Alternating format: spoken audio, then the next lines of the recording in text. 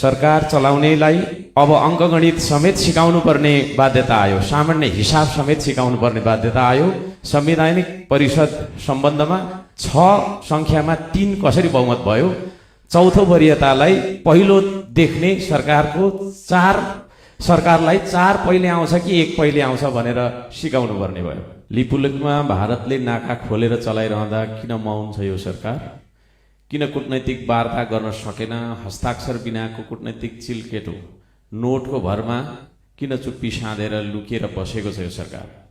नेपाली सेनालाई सीमा रक्षामा त्यता पठायो कि सुकुम्बासी बस्तीमै दादागिरी देखाउँदै बस्यो?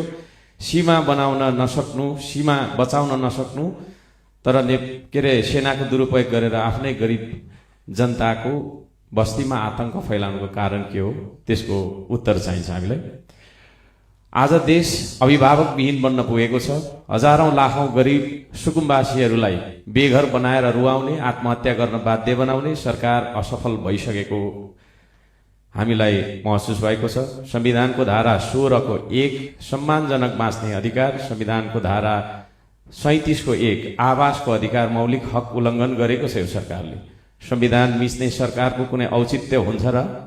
गरिबका भत्किएका बस्ती अनि बिजोग गरी राखिएका होल्डिङ सेन्टर्समा प्रधानमन्त्री जानुभयो कि जानुभएको छैन? कि आफ्नै कार्यालयमा लुकी बस्नु भएको छ? हामी उत्तर चाहन्छौँ। सरकारले आफै विधि थिति मिचेर अध्यादेश ल्यायो। लोकतन्त्रको याद दिलाउनु पर्ने भयो। नागरिक सर्वोच्चतालाई संसदको सर्वोच्चताले स्थापित गर्दछ। संसद छल्नु भनेको जनमत नमान्नु हो, लोकतन्त्र नमान्नु हो। विधि र थिति बसाउन किन सकेन यो सरकारले? सरकार आफैले लोकतन्त्रलाई किन कमजोर बनाउने दिशामा गयो? सरकार चलाउनेलाई अब अङ्कगणित समेत सिकाउनु पर्ने बाध्यता आयो, सामान्य हिसाब समेत सिकाउनु पर्ने बाध्यता आयो। संवैधानिक परिषद सम्बन्धमा 6 संख्यामा 3 कसरी बहुमत भयो? चौथो वरियतालाई पहिलो देख्ने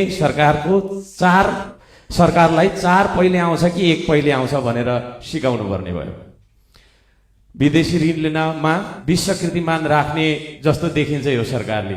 बिना योजना विदेशी ऋण ल्याउने सरकारले पछि आफैले व्यक्तिगत रूपमा ऋण तिर्ने हो कि आम जनताले तिर्ने हो? ऋणको प्रस्ताव संसदमा पेश गरेर घनीभूत छलफल गर्नुपर्छ कि पर्दैन? सांसदहरू मार्फत सम्पूर्ण नेपालीलाई औचित्य पुष्टि गरेर बुझाउनु पर्छ कि पर्दैन? बजेट बनाउँदा प्रतिपक्षी दलहरूसँग छलफल गर्नुपर्छ कि पर्दैन? कि एकलौटी स्वेच्छाचारी बनेर बजेट ल्याउने हो? के यो सरकार र सरकारमा बस्नेहरूको गोजीको पैसा हो यो? राज्यको ढुकुटी भए प्रतिपक्षसँग सल्लाह गरेर छलफल गरेर सबैतिरका जनताको सेवा सुविधा सम्बोधन गर्ने गरी बजेट बनाउनु पर्ने होइन र? यसपालिको बजेट राष्ट्रिय बजेट हो कि राष्ट्रिय स्वतन्त्र पार्टीको बजेट हो? यो कुराको उत्तर हामीलाई चाहिन्छ। 100 रुपियाँको सामान ल्याउँदा भान्सार तिराउने सरकारले स्वदेशी उत्पादन बढाउने नीति के कस्तो अख्तियार गरेको छ?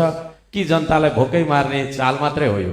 रातभरि नाकाबाट लागु औषध तस्करी हुन्छ भन्ने खबर आएको छ, त्यतातिर